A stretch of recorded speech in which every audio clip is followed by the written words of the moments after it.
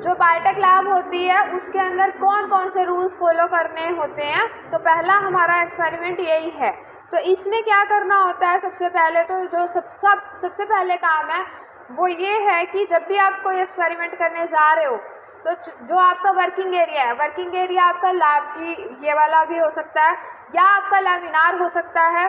तो वो उसका जो सरफेस है वो 70% इथेनॉल या 2% फिनॉल से वाइप होना चाहिए।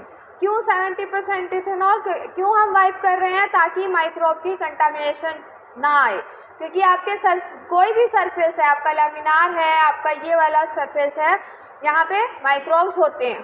तो माइक्रोब्स की ग्रोथ को इनहिबिट करना है, इसलिए हमने 70% इथेनॉल का यूज़ करना है। हमेशा बायोटेक लैब में आपका स्टेरिलाइजेशन जो होता है वो 70% इथेनॉल से होता है। दूसरा है, आपको कोई भी एक्सपेरिमेंट स्टार्ट करने से पहले आपके हैंड्स जो हैं वो सोप और वाटर से अच्छे से वाइप होने चाहिए, उनको अच्छे से वॉश करना है। और साथ में कई बार हमें क्या होता है, जैसे हमने वाइप भी कर लिया और हमने लैमिनार में काम करना है, तो लैमिनार में काम करते टाइम हमें 70% इथेनॉल से अपने हैंड्स भी वाइप करने होते हैं, ताकि वॉशिंग के बाद भी अगर कोई माइक्रोब्स हैं तो वो हट जाएं। नेक्स्ट होता है आपका, जब भी हम बायोटेक लैब और स्पेशली माइक्रो लैब या टिश्यू कल्चर जो लैब्स होती हैं, जब हम वहाँ काम कर रहे होते हैं तो हमारे जो लैब के विंडो हैं या डोर्स हैं वो प्रॉपर क्या होने चाहिए, बंद होने चाहिए। क्यों? क्योंकि हमारे माइक्रो ऑर्गेनिज्म एयर में भी हैं, सॉइल में भी होते हैं, वाटर में भी होते हैं, बट एयर में भी हैं। तो एयर वाले माइक्रो ऑर्गेनिज्म जो हैं वो एंटर ना कर पाए, वो ख़राब ना करें आपके एक्सपेरिमेंट को। इसलिए आपने ये भी ध्यान रखना होता है, जहाँ पे स्पेशली टिश्यू कल्चर का काम होगा ना या माइक्रो ऑर्गेनिज्म से रिलेटेड काम होगा, वहाँ पे ये रूल फॉलो होगा। नेक्स्ट होता है, आपको एक प्रैक्टिकल फाइल लगती है, ठीक है, उसके अंदर आप सारा रिकॉर्ड करते हो कि आपने जो भी एक्सपेरिमेंट किया उसका स्टेप क्या है, ठीक है, उसका क्या प्रिंसिपल है, वो मतलब काम कैसे करता है और उसके रिजल्ट्स क्या है। तो वो सब आप एक रिकॉर्ड बनाते हो, ताकि फ्यूचर में जब भी आपका वाइवा हो या जब भी आपका जो है प्रैक्टिकल हो, तो आप रिपीट हो अगर प्रैक्टिकल, तो आप उसमें से देख करके और अपना एक्सपेरिमेंट कर सकते हो। आपको जितने भी आपके ग्लासेस इक्विपमेंट होंगे या प्लास्टिक के इक्विपमेंट होंगे जिसमें आपके ग्लासवेयर्स आ जाते हैं, मतलब कि फ्लास्क, ट्यूब्स, ठीक है, तो ये या पेट्री प्लेट्स, अब ये बताएंगे पेट्री प्लेट्स क्या होती है। तो ये सारी चीज़ें आपके डिटर्जेंट में वॉश होती हैं एंड वाटर से। तो जब भी अगर आपको भी नीड है कि हाँ हमें कुछ वॉशिंग करना है, तो आप वो डिटर्जेंट एक आता है लैब के लिए और लैबोलिन बोलते हैं उसको, वो और साथ में वाटर, इनसे आप वॉश करोगे। उसके बाद जो लैब है, लैब के अंदर लैब कोट पहनना ज़रूरी है, क्योंकि लैब कोट अगर नहीं होगा और कोई आप एसिड का काम कर रहे हो, ठीक है, कोई ऐसा हार्श केमिकल आप यूज़ कर रहे हो, तो वो आपके क्लॉथ्स को ख़राब कर सकता है। तो इसलिए लैब कोट पहनना ज़रूरी है और उसको 1 वीक में वॉश भी करना होता है। आपको जब भी लैब में काम करना है तो आपको ग्लव्स पहनने हैं, मोस्टली, मतलब सारे एक्सपेरिमेंट्स में नहीं, लेकिन जो मॉलिक्यूलर बायोलॉजी का एक्सपेरिमेंट हो गया जिसमें डीएनए का काम हो रहा है, तो उन सब को करते टाइम जो है ग्लव्स पहनने होते हैं। या फिर ऐसा कोई कार्सिनोजन आप यूज़ कर रहे हो तो तब भी आपको ग्लव्स पहनने हैं। क्यों? एक रीज़न तो होता है माइक्रोब्स हो सकते हैं आपके हैंड्स पे, दूसरा रीज़न हो सकता है कि एंजाइम भी होते हैं कुछ जो डीएनए को डिग्रेड कर देंगे, आरएनए को डिग्रेड कर देंगे।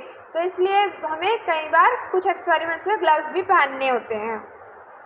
आप जो भी इंस्ट्रूमेंट यूज़ कर रहे हो, जितने भी आपके लैब में इंस्ट्रूमेंट होते हैं, चाहे वो आप वेइंग बैलेंस से लेकर के आपका इंक्यूबेटर, सेंट्रीफ्यूज, तो वो सारों को आप फैमिलियर होने चाहिए।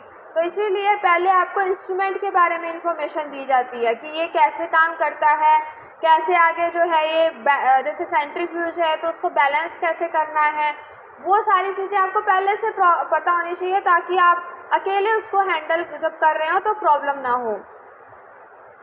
कोई भी आप कल्चर हम तब यूज़ करते हैं जब माइक्रोब्स की ग्रोथ करनी होती है। तो माइक्रोब्स की ग्रोथ करने या फिर प्लांट की या फिर जो है एनिमल ऑर्गन्स की, तो उसके लिए जो भी हमने लैब में कल्चर बनाया वो आप लैब से बाहर नहीं ले जा सकते हो, क्योंकि उसमें फिर कंटामिनेशन आ सकती है। अगर कुछ भी एक्सपेरिमेंट में एक्सीडेंटली कोई गड़बड़ हो गई है, ठीक है, तो वो आपको रिपोर्ट करनी होती है कि इस कल्चर में कंटामिनेशन आ गई है या ऐसे कोई प्रॉब्लम हो गई है, तो वो आप अपने सुपरवाइज़र मतलब टीचर को बताओगे। इसके अलावा जब हम कल्चर का काम करेंगे तो उस टाइम पे हमें मैच स्टिक भी चाहिए, कॉटन भी चाहिए। तो वो जो यूज़ वाली कॉटन और मैच स्टिक हैं वो आपको एक डस्टबिन में डिस्कार्ड करनी होती हैं, उसको इधर उधर लैब में नहीं गिराना होता, उसके लिए प्रॉपर डस्टबिन्स हैं। फिर आपको लैब के अंदर ईटिंग अलाउड नहीं होती है। क्यों अलाउ नहीं होती है? क्योंकि आपके खाने की वजह से भी कहीं ना कहीं से कंटामिनेशन की प्रॉब्लम आ सकती है, ठीक है, तो आप ये ध्यान भी रखोगे।